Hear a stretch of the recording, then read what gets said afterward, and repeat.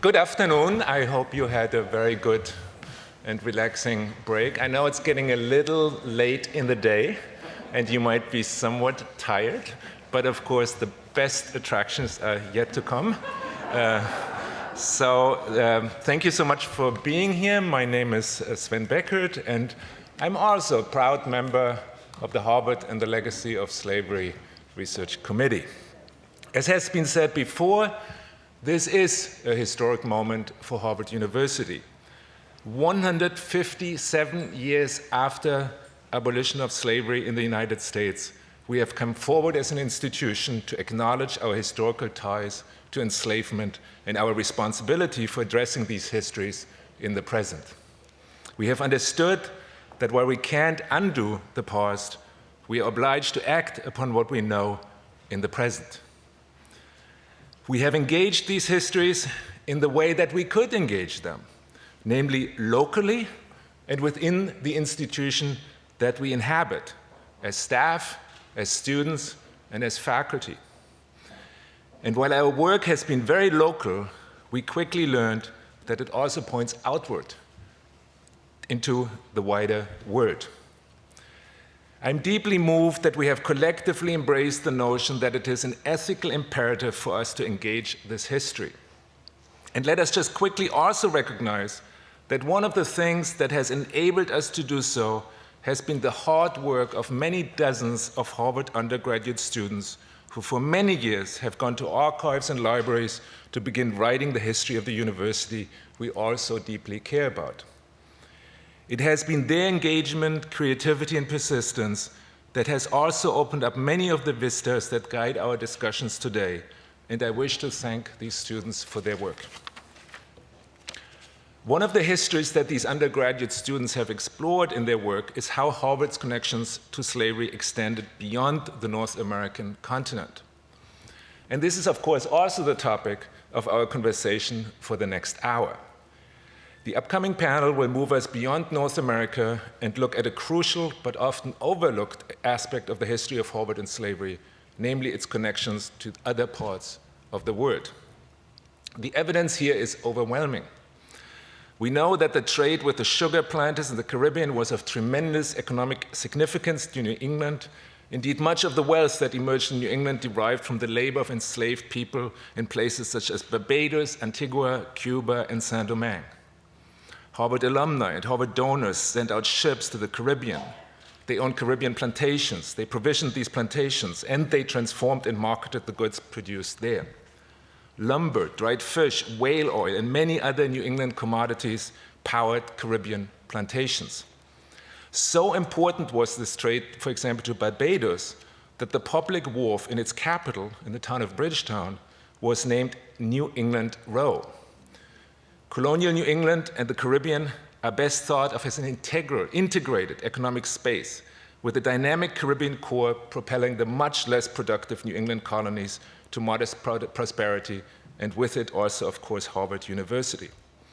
As John Adams wrote in 1783, summarizing it all, quote, "The commerce of the West India Islands is a part of the American system of commerce. They can neither do without us, nor we without them." And this is not the only reason why we need to look beyond American borders. The panel will also explore how foreign institutions have dealt with their involvement with slavery and other historical traumata. From South Africa to Germany, from England to France, people have grappled with terrifying histories and have thought about how best to address these histories in the present. Their experiences are relevant to many of our conversations here and allow us to enter into a truly global conversation, and we should be ready to learn from them. We are all very much looking forward to listening to and learning from an extraordinary group of speakers. We have James Anaya, who is the University Distinguished Professor, and Nicholas Doman, Professor of International Law at the University of Colorado Law School.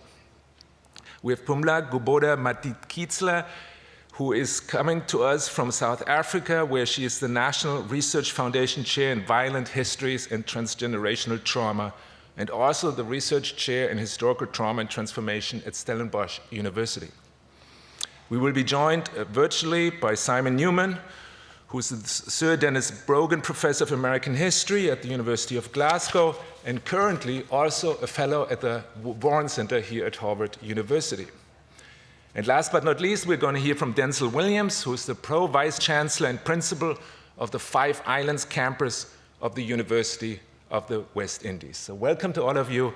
And the event will be moderated by my Harvard colleague, Martha Minow, who's the 300th anniversary university professor here at Harvard, a former dean of Harvard Law School, and one of the most important voices in global conversations on how to address historical injustices in the present. Thank you.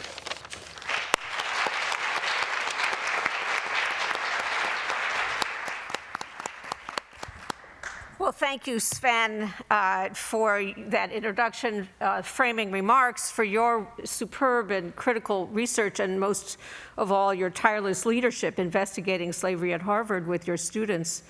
Thanks to our president, to our provost, to Tomiko, for your focused and unflinching leadership, through your thorough commitment to truth and the obligations of all, to the past and to the future.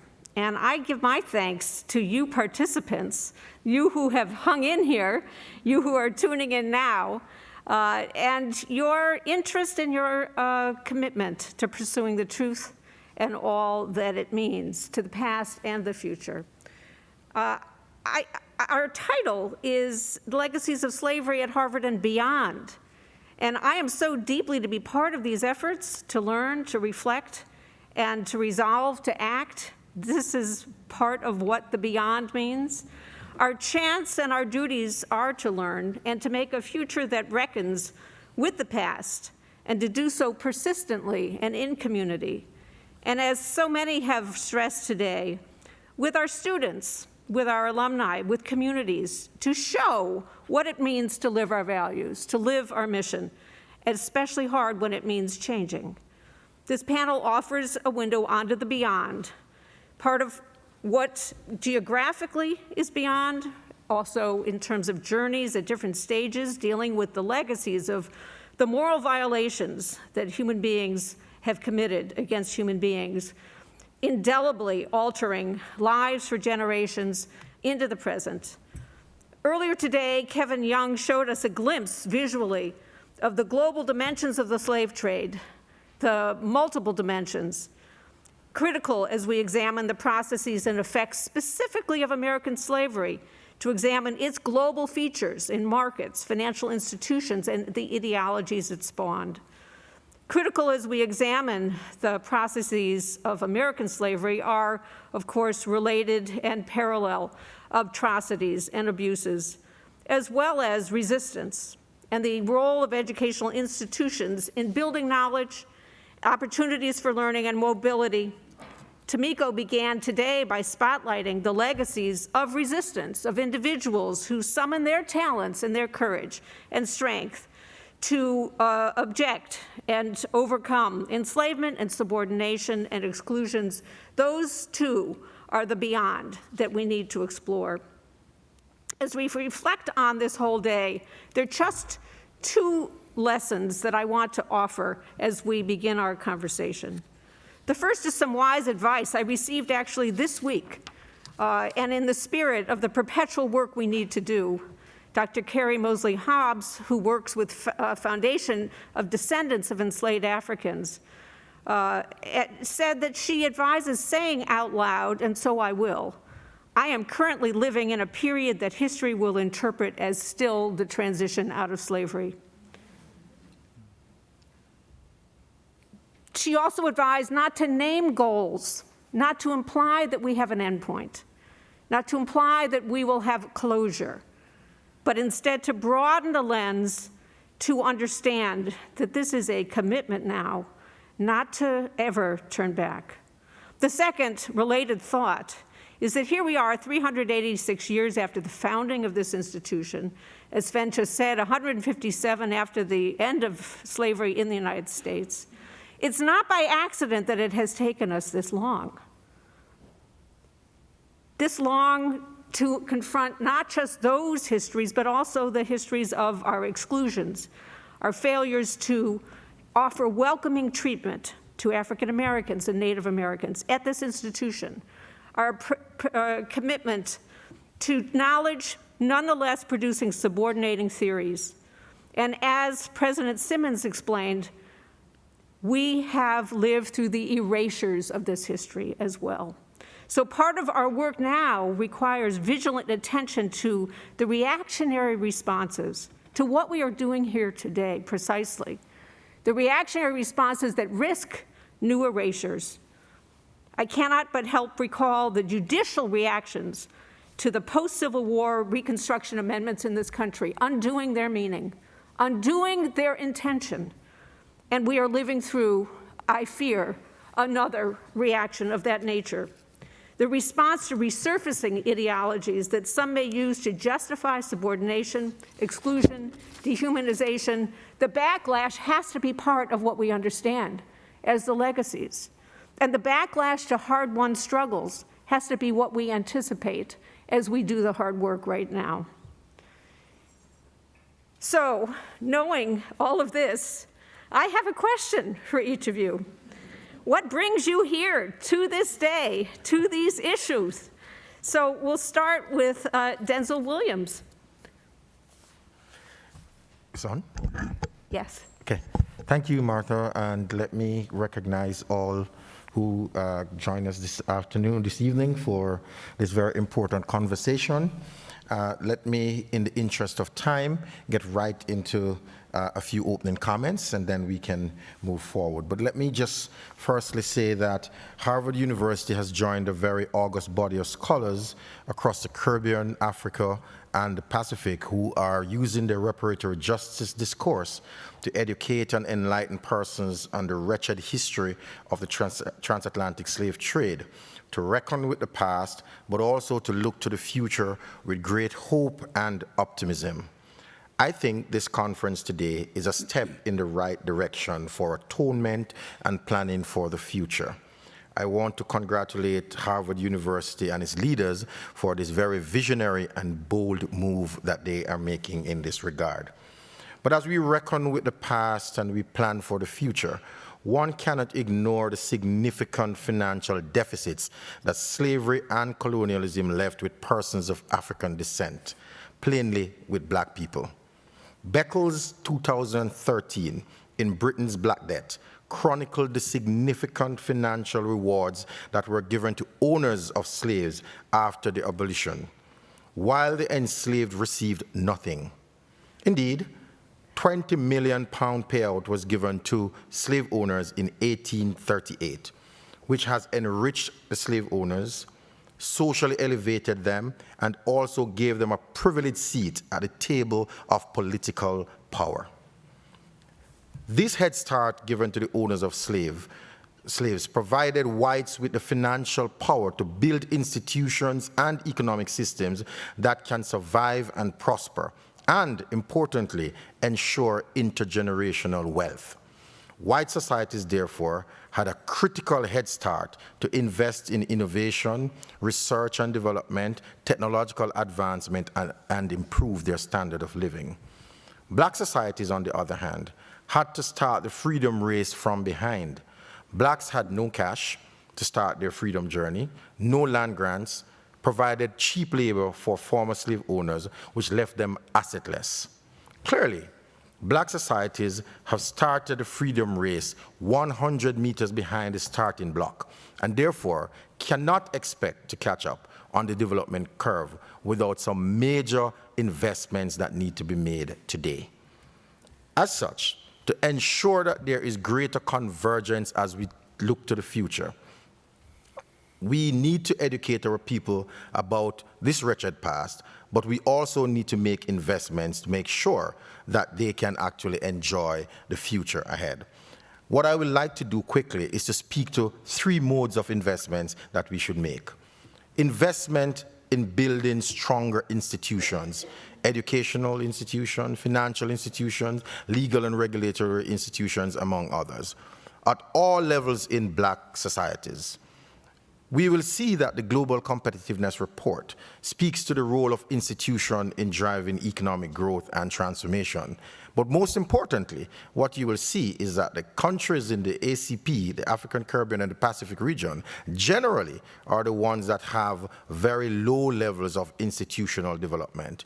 A long-standing issue affecting the competitiveness of these countries has to do with institutional erosion, as can be seen in the falling indicators of accountability and transparency. We have to fix our institutions in order to fix the future. Institutions do matter, but good institutions matter even more. Interestingly, there's also another investment that needs to be made, and that's an investment in the human capital development. There's a great need for increased access, especially to post-secondary education in Black societies. When you compare white societies, where we see almost 8 out of every 10 students who leave secondary education transition to post-secondary education, when that is compared with most Black societies, especially those in the Caribbean, we see only 2 out of 10 moving towards post-secondary education. These societies cannot expect to participate effectively in the new global economy powered by the fourth industrial revolution. And so the investment in human capital development is going to be an important one for the future. So while we recognize and we applaud and we congratulate Harvard for this great symbolism of the $100 million fund to implement the recommendation of this very solid report that is now the focus of discussion here today, we consider it a tangible financial commitment as part of the atonement. But I want to suggest a broader initiative to support human capital development in Black societies.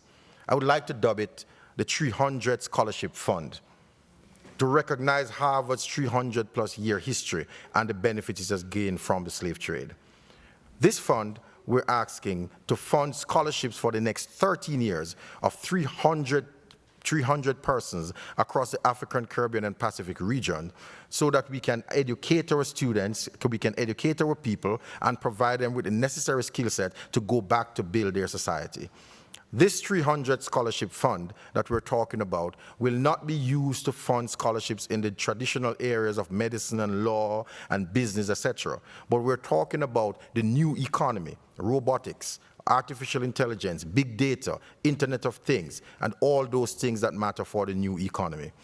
Through my own rough estimates, we're talking about over 13 years, 300 scholarships. We're looking at roughly $171 million over 13 years. That is merely 0.3% of Harvard's endowment.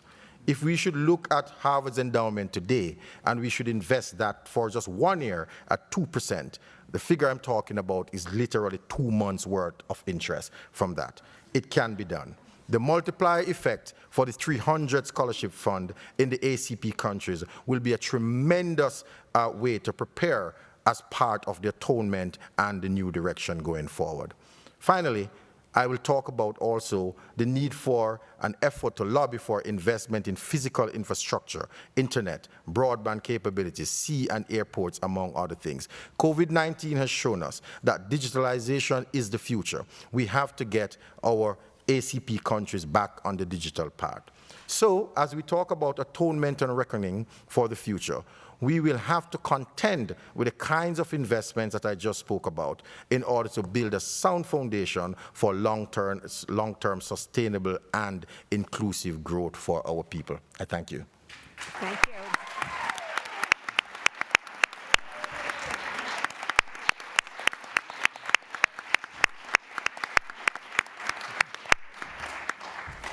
Thank you very much. We will come back to this, I am sure. Pumla, Gobodo-Madikizela, my dear friend, why are you here? Thank you, Martha, and thank you to the Dean of the Radcliffe for the invitation. It's wonderful to be back and to be reconnected with you, Martha. I think of the days of the Truth and Reconciliation Commission and those conferences at the Gutman auditorium, the start of those conversations, and looking back there now at this time, which is the future that was imagined then, really frames some of my comments this afternoon. But before I do, let me also say something about the report, which is really so remarkable. It's a report and the commitment by the president and the council of the university to implement its recommendation is a groundbreaking initiative. And I say this from an experience with our own Truth and Reconciliation Commission report and the recommendations that were ignored. And so for me, this is really groundbreaking initiative of reckoning with the past. It sets the tone for a process of reckoning that is underpinned by a strong moral framework, which is so critical for these processes of reckoning with the past. It's a great example of a profound policy of accountability. Before I respond to your question, Martha, and to the challenge of thinking the question about what has happened in South Africa to deal with the past, I want to make some remarks about an aspect of the report that I found intriguing.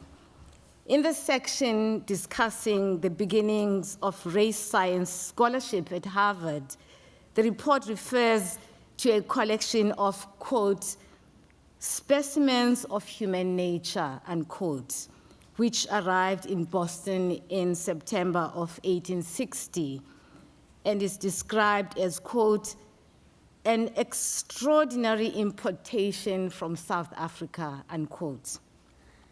Then it goes on to describe what the record, how this specimen of human beings is described and identified in the record as a fugo. I suppose this means a fingo in my language. It's one of the groups of the closer group, fingos. So that's probably what they were referring to. It's a Zulu, a kefa, which is an interesting term here because kefa is the equivalent of the word, the N-word in American language, and a bushman and a Hottentot. I mentioned this brief aspect of part of the report to underscore the transatlantic entanglement of histories, of these violent histories, the shipping of human beings for the purpose of the so-called advancement of knowledge, that the parading of people in shows, in museums, the measurement of people's brains, it was all preparatory of the foundational race science that brings together these countries of colonial eras into a history of violence. People like Francis Galton, who were in the continent, in the southern part of the continent, in West Africa, Southwest Africa, and South Africa, the cousin of Darwin, all of these people who were tourists looking at nature and combining their experiences of nature with a desire now to pursue this racial science. It was all foundational. And to think about how we are connected to these histories is part of how we should reckon with this past, with this history.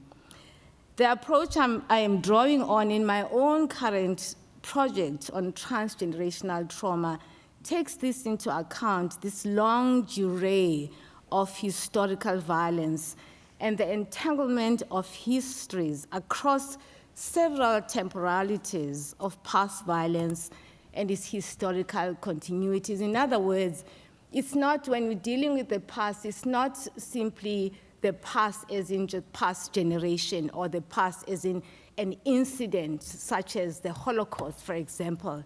It's stretching back several generations, and this is how we should think about it when we think about where we are now, what we are facing now, this future that was imagined, for example, by the Truth and Reconciliation Commission, and why these pasts are still enduring.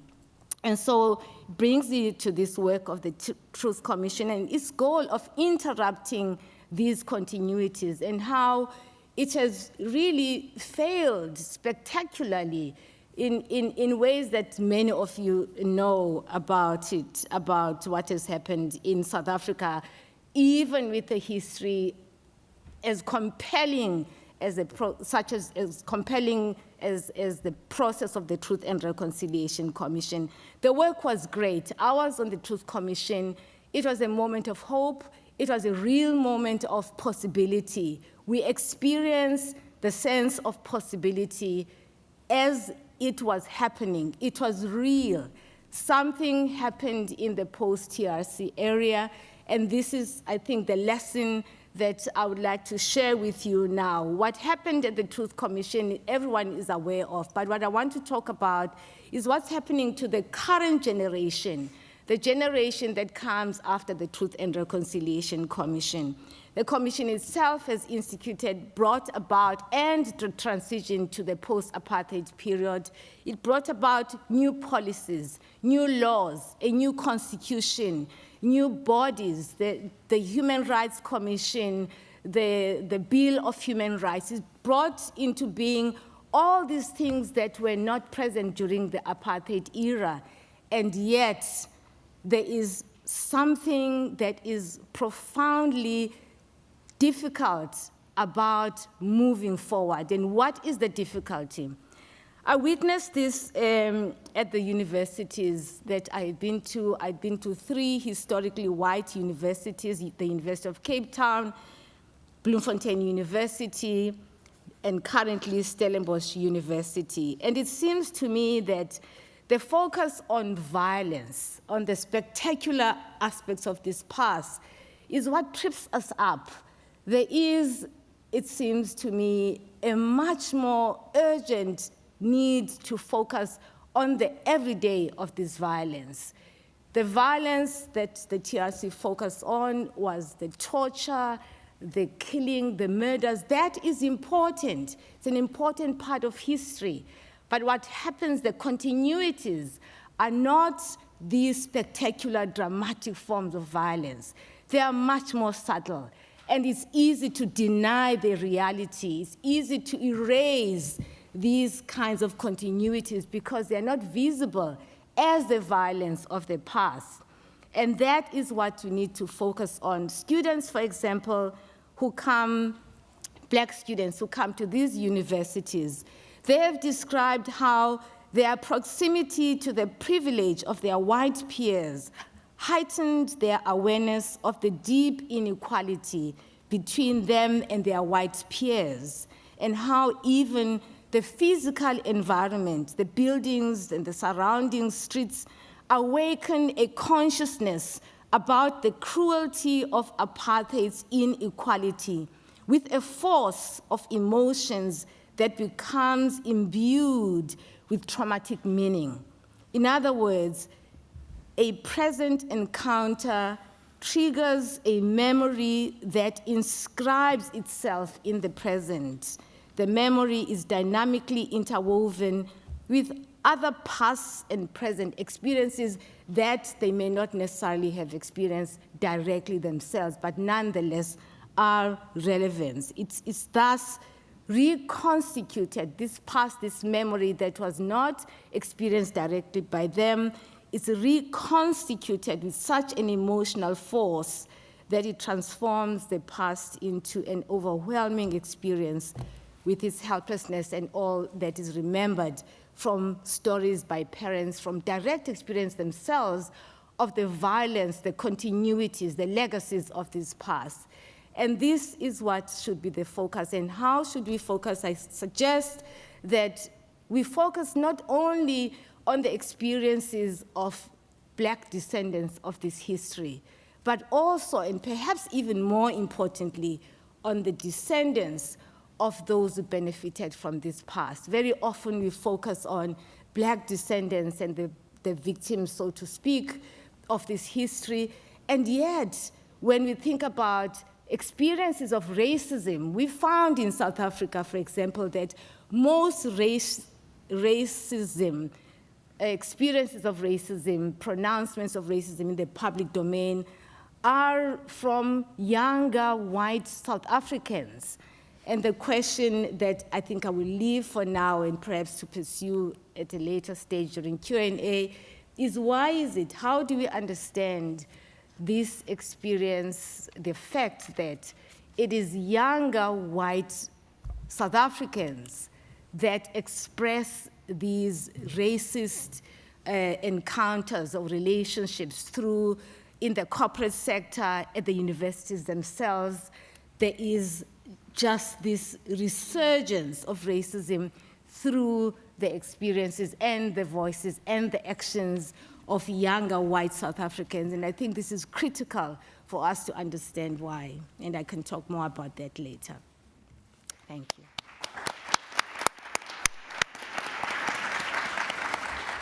Much to discuss. Simon Peter Newman, we are so grateful you are here, and I don't know if you can see, but you are here. You're seated right at the panel. So thank you, but why are you here? Thank you, Martha, and thank you, Sven, and congratulations to everyone for today's event and for Harvard's report. I come from the University of Glasgow, which was the first British university to undertake a comprehensive investigation of its slavery connections, and I was the lead academic for the 2018 report and programme of action. Our final report featured a lengthy appendix detailing the financial profits from slavery and the trade in slave-produced goods that had come to the university in the form of bequests, endowments, and other gifts. We estimated the present-day value of these gifts to be anywhere from just under 20 to almost 200 million pounds, depending on the conversion formula we used. Our report included a programme of reparative justice. One of its most significant elements is a partnership with the University of the West Indies, to be funded in part by a commitment of £20 million by the University of Glasgow. These funds are administered by a joint Glasgow Caribbean Centre for Development Research and are focused on mutually agreed projects of direct and tangible benefit to slavery descendant communities. During the first decade, the primary areas of activity are the chronic disease pandemic and public health crisis in the Caribbean, with particular focus on diabetes, facilitation of a new set of economic tools to support economic growth development, and tackling the cultural divide between Africa and the Caribbean, helping to redress the wedges between the two created by slavery and colonialism. Since our report, a growing number of British universities have followed in undertaking studies of how they were connected to and benefited from slavery. In Britain, however, enslaved people did not build, they did not work for, and they were not owned by universities. Research into British universities and slavery has necessarily focused on the broader socioeconomics of Eric Williams' thesis, exploring the ways in which the profits of slavery built and continue to maintain modern Britain, including its universities. In doing this work, we've developed models or templates for the uncovering and analysis of this kind of buried financial evidence across generations, providing roadmaps for universities, but also for other British institutions to undertake similar studies. Thus, for example, the University of Glasgow's slavery investigation has helped trigger 2 linked projects in the city. The first involved Glasgow museums, supporting a PhD student whose dissertation investigated how their collections were linked to slavery, and that in turn led to the museum's appointment of a permanent new curator focused on this history. Similarly, the City of Glasgow funded one of our researchers to research the city's own links to slavery and empire. In addition to university studies of their connections to slavery, there are other research projects that are helping shape this broader reckoning with slavery. For example, the Legacies of British Slavery project at University College London, together with Glasgow's own Runaway Slaves in Britain project, have helped move Lloyd's of London forward. This company, as many of you know, was a mainstay of the transatlantic slave trade, and it's now issued an apology for the company's role in that trade, hired an archivist, and committed the organization to some form of as yet undisclosed reparative justice.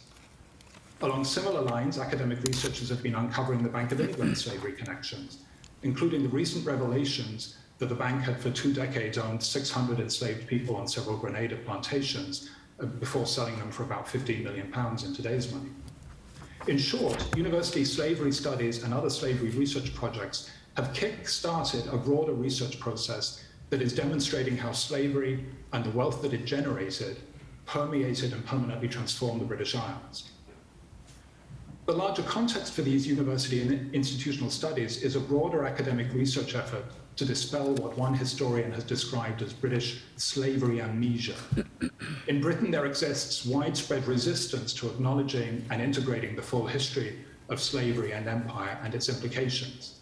As the leading Black British historian David Olusoga recently noticed, new historical work on slavery and empire, in his words, is increasingly portrayed not as an expansion of our national history, but an assault upon it.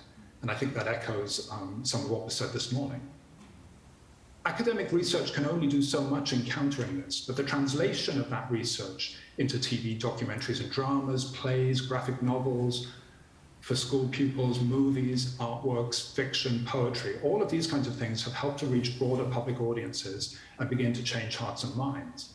Of particular significance here are the works of Black British creative artists, whose work affirms the Black British community's place and their significance in Britain, both past and present.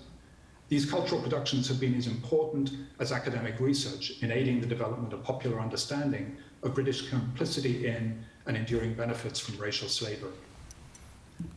But I'd like to end on a more cautionary note. While some British universities and institutions have made significant progress, research and acknowledgement is but a first tentative step towards reparative justice. And there are plenty of universities and institutions, not least the Royal Family or the Church of England, for example, that have yet to really engage with slavery in any kind of meaningful way.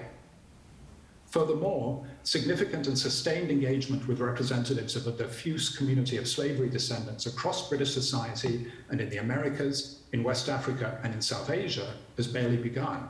And here we face a larger problem in the sense that 1/5 of the enslaved people brought to Britain were South Asian, and a large number of people in South Asia whose enslaved labor supported the British Empire have to be part of this equation. So reparative justice is a long-term project. Atlantic world slavery existed for more than 20 generations, and meaningful reparative justice cannot be achieved overnight. It's about much more than money. Long-term developmental programs engaging with education, sustainable development, medicine, economic development, art, culture, and so much more are going to be required. And they're going to need sustained commitment and action over decades. And here I think I echo what Densil is saying. In collaboration with descendant communities on both sides of the Atlantic, British universities must continue the work of revealing the histories of slavery, the enslaved, and their place and significance in British history. Universities are anchoring this transformation of our national narrative, and they are key to leading the sustained reparative justice program that can develop from it. Thank you. Thank you so much.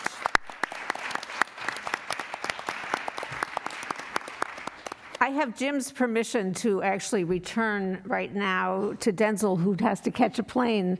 So if you don't mind, we'll come back to Jim in a minute. But Densil, you gave us a very, very powerful outline of the kind of investments that are needed.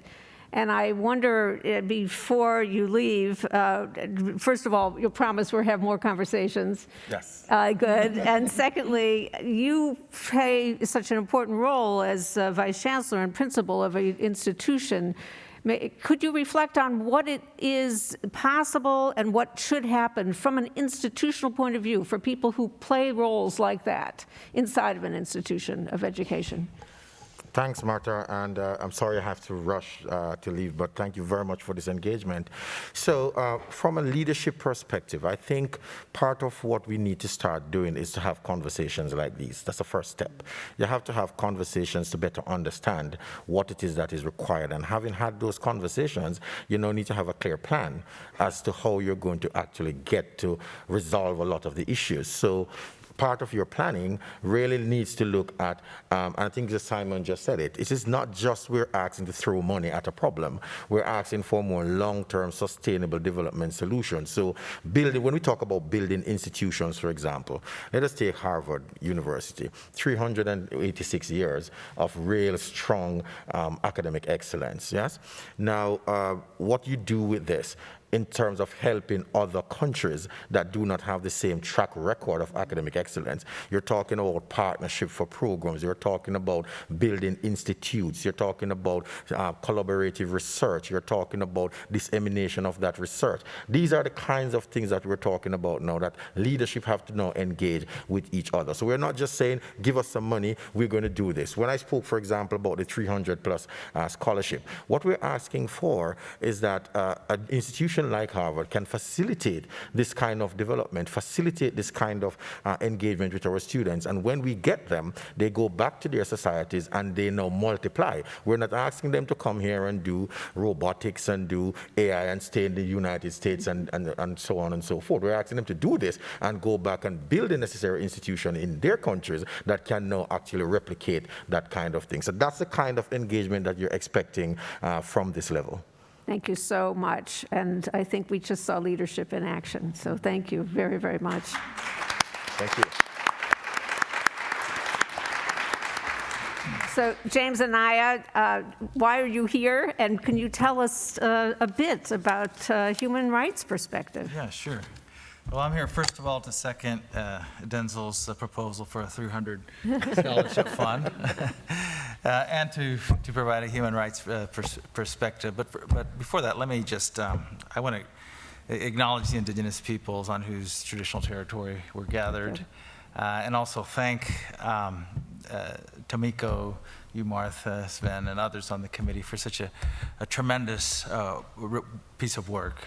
The report is really heartens me as a graduate of the law school here, someone who walked the halls of Langdale and associated buildings, not always feeling like I truly belonged, but with the report and the corporation's commitment to implement the agreement, I got to say, at this moment, I really feel a lot more like I belong. It's part of this community.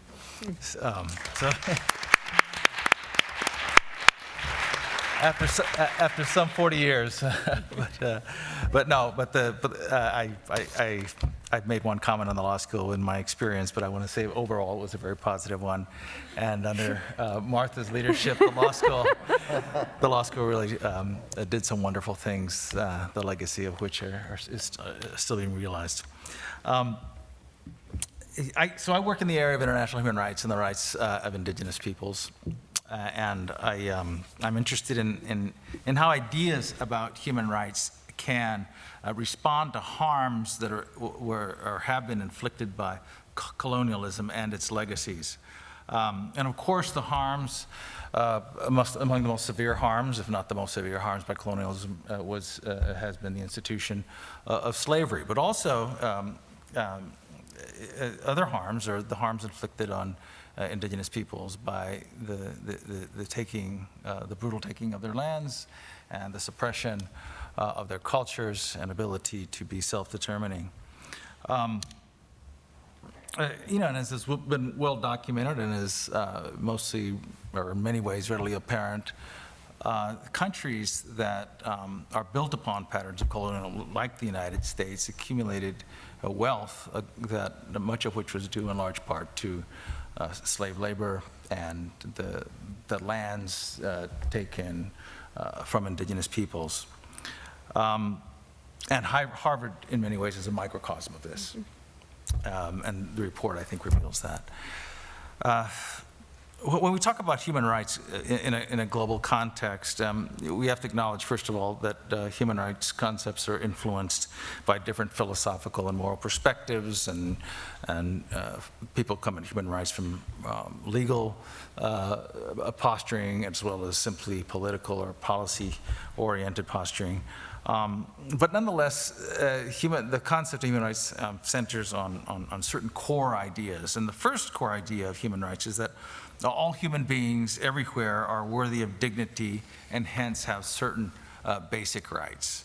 And a second, a related core idea is that human dignity and the rights associated with it are inherent in the human character. And by this logic, human rights are not given by laws or sovereign authority.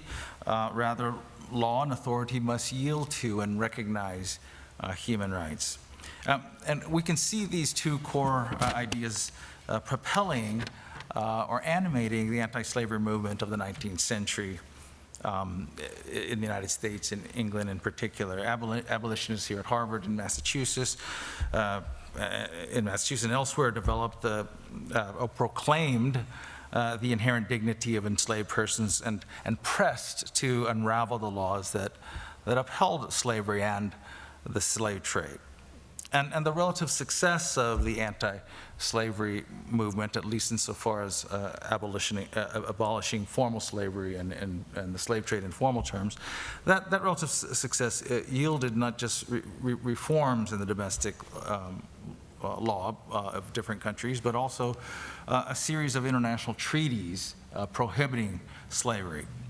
And in this way, the anti-slavery movement helped to generate the modern international human rights regime of norms and institutions, which has expanded in scope and influence as ideas of human dignity have expanded and been refined. And this includes not just to prohibit slavery, but to condemn more broadly racial discrimination in all its forms. And today, the international human rights regime affirms also the rights of indigenous peoples to maintain their distinct identities and cultures and connections to traditional lands and to pursue their own destinies under conditions of equality. Now, a third core idea of human rights is that assaults on human dignity and violations of inherent human rights should be remedied or repaired. And just as governments and others are deemed bound to respect human rights, they are bound to remedy or repair violations of human rights for which they are responsible. Now, the harms left by slavery, as we've discussed today, and the taking of indigenous lands are multi-dimensional and intergenerational. And those harms continued to be felt today in people's lives, as has been eloquently said by a number of participants today. Now, lawyers will debate about the extent to which reparations in this context is a matter of either domestic or international legal obligation. Now, I won't get into that for the moment. I'll spare you such legal debate.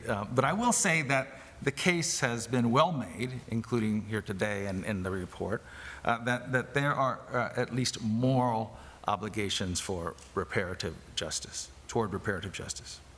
So I just want to second others and reaffirm that reparations in some form have to be discussed, and not just discussed, they have to happen. And as for Harvard's responsibility connected to slavery, the report is certainly a start, as many have said. Now, in principle, reparations should make the victims of human rights violations or the descendants as whole as possible. Now, clearly the report does not accomplish that, but it animates important steps and can lay the groundwork for more. But it does do something very important in terms of reparations. That is, it exposes the truth about Harvard's connection with slavery in a way not done, or perhaps not even imagined before. I certainly didn't imagine this kind of report happening when I was a student here some 40 years ago. And truth-telling is itself a form of reparations, and it is a precondition to more complete reparation still to come.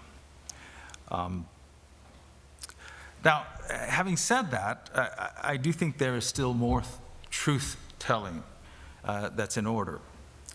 The report refers to instances of lands taken from indigenous peoples, some indigenous individuals held as slaves, and also how Harvard benefited from that. It also highlights Harvard's unfulfilled early promise of education for Native Americans. And I was very happy to see that. But there's a much deeper story there, I'm sure. And that story also needs to be examined fully and revealed to the world as part of Harvard's official truth. And I look forward to that happening.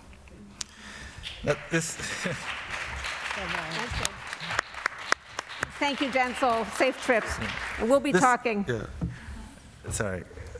This morning, Kene Wapipan, I hope I said that correctly, referred to the invisibility of indigenous people and other people of color.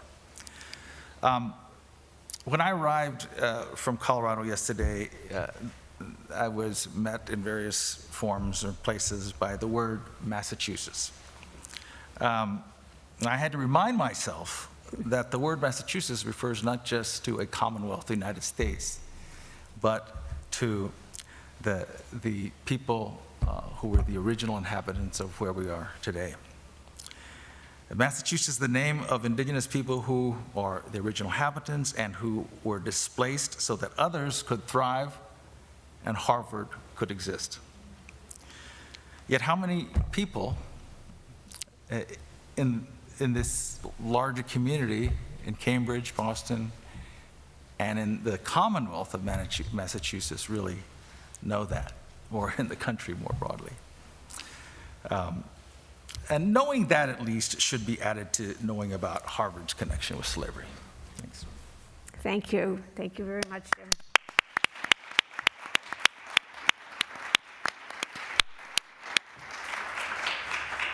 I don't think any of us should be surprised that we now have bigger and more questions that will continue.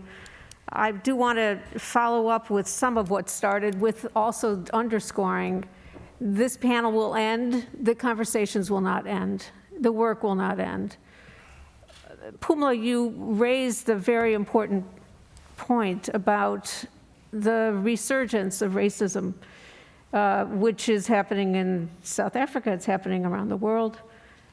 You are such an astute person in understanding psychology and intergenerational transmission of trauma. How do you make sense of this? Martha, most of the universities in South Africa are designed, post-apartheid, are designed to be sites of transformation, by law. And so what has happened is that the historically white universities have increasingly taken in greater numbers of black students, students of color, African, Indian, colored. And the problem, or what I describe as the problem of proximity, is happening on both sides. For the white students, it's the first time that they encounter closeness with blackness in ways that their parents had never done. And so the conversations at home are conversations that probably uphold white supremacist ideologies. And so when they encounter black students as equal on campus, it becomes very challenging for them to understand who they are, or what whiteness for them means. Because if whiteness, they've been brought up to think whiteness means supremacy, being supreme, being superior, how do they actually navigate their sense of identity in the midst of black people who in many cases are equal, sometimes better? And so it's a kind of a confusion of identities. Mm-hmm. And on the black side, there's an excitement. In fact, right now, recently, last month, gosh, time flies, in February, there was an admission. Our year begins with the calendar year. There's an excitement among black students who are admitted to these universities. In fact, I had, in several cases, students who were admitted and then were turned down because their grades were not the same, and lots of negotiation. And the amazing thing is that the university is open, actually, to bending some of the rules. And I've been very struck by this. There's even including helping students to cancel their debts. Up until last night, I heard from one student that we supported. The university seems so much more open to raising funds to help students cancel debts. However, the reality is that the encounter with whiteness on campus or privilege on campus, while it is on the one hand an excitement, initially, after 3 months, it's a reminder of just where we come from, just wow, how unprivileged, how poor we are. Not that people didn't understand, but there's a sense in which the encounter with privilege is such a a powerful reminder of these differences. And then, you know, that whole cycle of anger at the past and resentment breeds even more resentment. So you're dealing with all of that.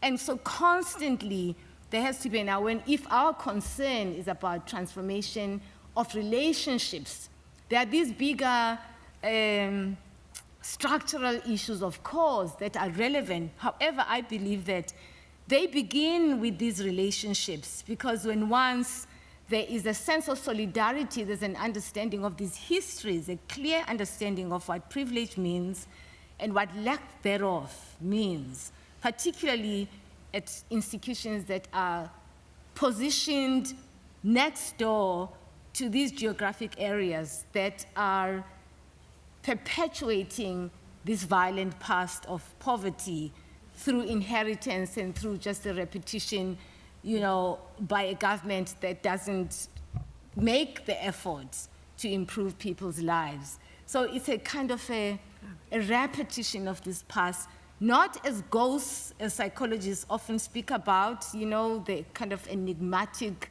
repetition of the past. It's real. We know what it is. We see it every day.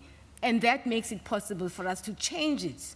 Because once we perpetuate the language of ghosts and, you know, this inherited enigma of something that is unknown because it's so hidden, it becomes difficult to deal with it. In fact, it encourages the repudiation of this past because it's ghost-like, you know, it's not tangible. And yet we know, we see these relationships, we know what is missing, and so there's also the possibility of imagining new futures and building a sense of solidarity, which is what centers like ours are doing, bringing Black students and white students into conversation for the sake of building a sense of solidarity, because that works. We saw it when we were just starting the Truth Commission. It works. It just requires to be sustained. It requires imagination on how to sustain it. And that's how transformation will have in the context of other things that are happening, of course, because you've got to pay attention to the problem of social injustices that are passed on. And so it's never a unidirectional or a single kind of solution. There is this complexity that one has to understand, but I believe that the relationships, Black-white relationships, are so critical to strengthen the solidarity, to pay attention to, in order for these moments of solidarity or moments of empathy to be strengthened. Thank you. Simon, Pumla has talked to us about the persistence that's needed. You and your colleagues have been at this business longer than we have. Can you speak about what are the requirements for that persistence? Have you encountered people who say, isn't that enough? What do you do next to make sure that it is persistent? That's a really good question, and it's one I think we're figuring out the answer to, because nobody's done this before. Nobody has tried to correct a multi-generational historical wrong with a multi-generational reparative justice program to put things right.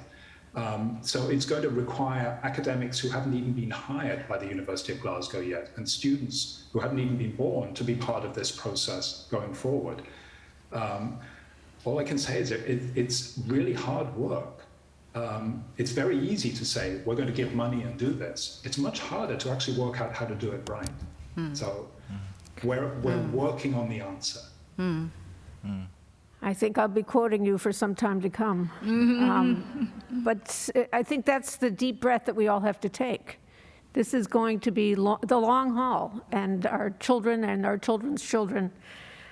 Jim, you reminded us of this core insight from human rights about the inherent dignity of every human being. And yet we have repeated histories of dehumanization and separation and subordination. And you talked about law, and you talked about morals, and you talked about, history and acknowledgement. What lessons are you drawing about what it takes to make that inherent dignity of every human being palpable? A struggle and persistence, essentially. We can't say that human rights are there because they're realized universally. I mean, the human rights, some have said, are realized more in the breach than in actual compliance with human rights and human rights standards. But that's the point. We wouldn't have the whole architecture of human rights thinking and human rights law and policy prescriptions and institutions if everything were fine, if all these ideas and ideals and the essence of human dignity were universally upheld. So it's remembering that, and then going back to thinking constantly of those such as Martin Luther King always said that the arc of justice is long but bends towards, the arc of history is long but bends towards justice. And so that's really the answer. It's a long arc, and the only way it bends in that direction towards justice is by persistence, hard work, and commitment. But I do believe that these ideals in themselves have a certain power. They have a certain draw to them that compels, so that they, on their own, have the ability to compel behavior towards justice, as long as there's some political will among the powerful to make that happen. That's where reports like Harvard's report on slavery become so important, because it elevates the discourse in a way that this institution had been done before, and it helps continue to push that discourse in education nationally and internationally in important ways that can help move forward. I mean, something that I think I learned in talking with people in South Africa was there's knowledge and then there's acknowledgement. And those are not the same. And we are in the acknowledgement phase. And this persistence that you each are talking about, to extend beyond generations, I'm reminded about what Densil said. The investments have to be into institutions that live longer than any person, to human capital that will then generate the changes of those lives and the lives that they enable. And then what he called infrastructure, which changes through different civilizations. But thinking about, Simon, you talked about graphic novels. That's not something we would have discussed 100 years ago, but that may be part of the infrastructure of cultural inheritance, and what other forms, filmmaking, music, what does it take to build that sense of we? We are reaching a closing time, and we certainly want to hear our closing speakers. I am reminded about the conception of equality as a process, is a constant and flexible examination requiring vigilant introspection, aggressive open-mindedness. Those are the words of Rosie Abella, a Supreme Court justice from Canada. And I'm also reminded of Toni Morrison's words. She said the obligation of witnessing is the practice of, her phrase, re-memory. Conceptually encouraging people to affirm life in the face of death. This is again Toni Morrison. To engage in recollection with connection and disconnection, and stay wide awake enough to attend to the requirements of just recollection and the work of transforming the future.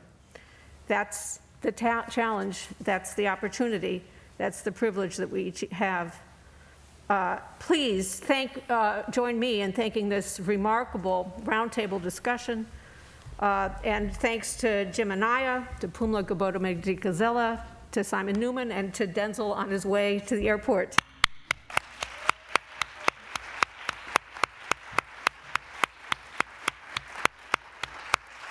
Thank to you, Martha. Thank you, Martha. Great job. Thank you.